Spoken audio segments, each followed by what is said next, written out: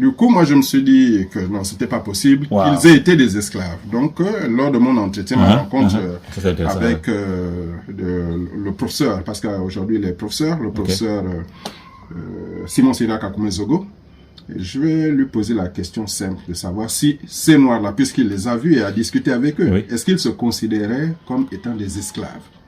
Sa réponse va m'impressionner. Il va dire non, quand je leur pose la question, ils disent non, ils ne se considèrent pas comme étant des esclaves, mais plutôt comme étant les descendants des accompagnateurs d'esclaves. Ok. Et là, en fait, ça correspond forcément à une révolution. Accompagnateurs des esclaves, ça veut dire que eux, ils étaient déjà là sur place. Et maintenant, lorsque les esclaves arrivés d'Afrique étaient en problème, eux, ils vont leur apporter leur secours.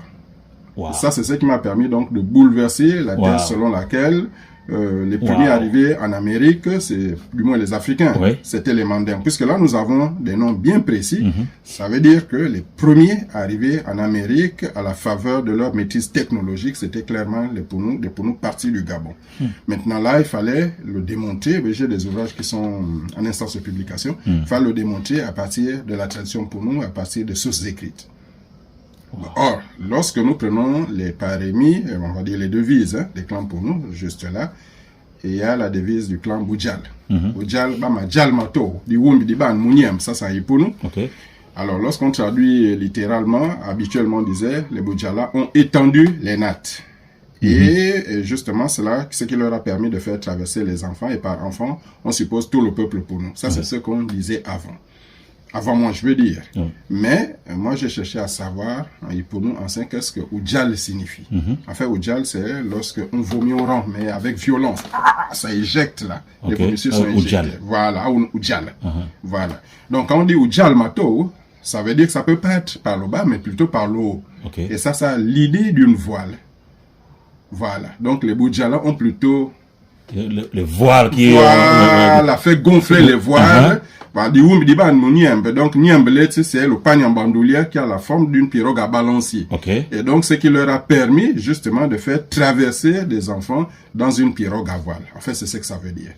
Maintenant, quand on rentre dans les clans Boudjal, il y a deux grands segments. Il y a deux grands lignages. Il y a un lignage qu'on appelle Boudjal Bouniang Mokambo. Or, Mokambo, c'est la traverse. Mais quand on écoute le mythe, on dit qu'il s'agit de Mouyama, donc un arc-en-ciel géant, etc., identifié parfois à un serpent géant. Mais si on reste sur le terrain scientifique, Mouyam, si c'est un serpent, eh bien, il a une forme serpentée. Or, il se trouve que il y a deux courants. On appelle le courant. Maintenant, ici, on a la Namibie, donc à peu près vers le Wolfish Bay.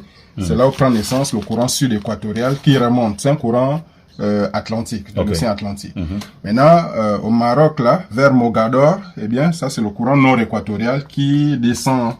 Et les deux se rencontrent en haute mer pour conduire directement en Amérique. Pour nous, il y a un match pour nous, mais les 9 points ici. Mais au niveau temporel, parfois, ici, 3, 6, 9, 12.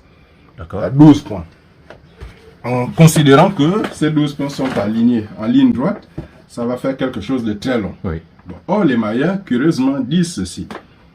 Les premiers à avoir fondé la civilisation et qui sont venus ici nous civiliser, c'était les Noirs venus d'Afrique qui ont traversé l'océan parce que leur Dieu a créé 12 voies sur l'Atlantique.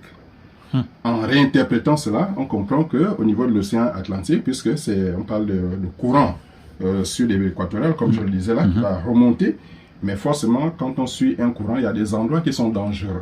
Voilà. En fait, il y a 12 étapes dangereuses pour aller en Amérique. Les ponts, forcément, pour faire traverser, amener quelqu'un. Absolument. En effet. Voilà. Et sur le retour, forcément, puisque c'est le même trajet, 12 étapes dangereuses. Et or, curieusement, le masque pour nous a 12. En fait, pas tous les masques. Certains en ont 9, mais d'autres, comme celui-là, ont 12 points temporaux, mais alignés en ordre carré cette fois-ci, et non pas en ordre losangique. Voilà, donc ici, on retrouve exactement des éléments de convergence. Et quand on prend donc l'ouvrage de Van Sertima, c'était le premier qui a publié un ouvrage, c'est Dikembe Colomb, ça c'est le sous-titre. Ils étaient avant Christophe Colomb. Ok. The Black African Discovery of America. Okay. Donc, des Africains noirs découvrent l'Amérique. Oui. Ils étaient avant Christophe Colomb. Et lorsqu'on rentre justement dans les détails, les éléments de convergence sont beaucoup plus nombreux avec la culture pour nous plutôt qu'avec la culture mandingue, même si des rapprochements peuvent être établis. Oui. Voilà. Donc, ça, c'est, par exemple, des éléments qui, aujourd'hui, sont tout à fait nouveaux.